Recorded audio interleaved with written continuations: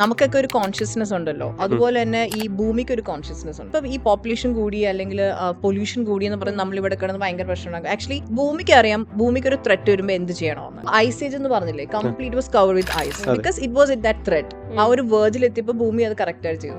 അതുപോലെ നമ്മൾ ഇവിടെ കിടന്ന് ഈ തലപോഞ്ഞത് ചെയ്യേണ്ടതൊന്നും ഒരു ആവശ്യമില്ല. ഭൂമിക്കറിയാം if it's under threat what to do. അതിനൊരു കോൺഷ്യസ്നെസ് ഉണ്ട്. അപ്പൊ നമ്മുടെ കോൺഷ്യസ്നെസ് ചേഞ്ച് ചെയ്യുന്ന ഈ ഭൂമിയുടെ എർത്തിന്റെ കോൺഷ്യസ്നെസ് ചേഞ്ച് ചെയ്യണം. അപ്പൊ നമ്മൾ ആ ഒരു കോൺഷ്യസ്നായിട്ട് നമ്മൾ പോയാൽ മാത്രമേ നമുക്ക് സർവൈവ് ചെയ്യാൻ പറ്റൂ. ഇതെന്ന് പറയുന്നത് നമ്മളൊരു ഫിസിക്കൽ അല്ല, ഒരു എനർജറ്റിക് പ്ലെയിനിലുള്ള കാര്യങ്ങൾ ഞാൻ പറയുന്നത്.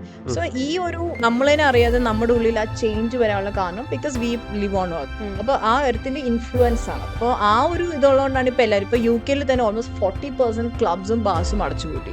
Because nobody wants to go out and drink and party anymore. Because they changing. അവർക്ക് വീട്ടിൽ നിന്ന് ബുക്ക് വായിക്കണം, അല്ലെങ്കിൽ യുനോ ഒരു they want to gather together. അങ്ങനെ that slowly that culture is changing.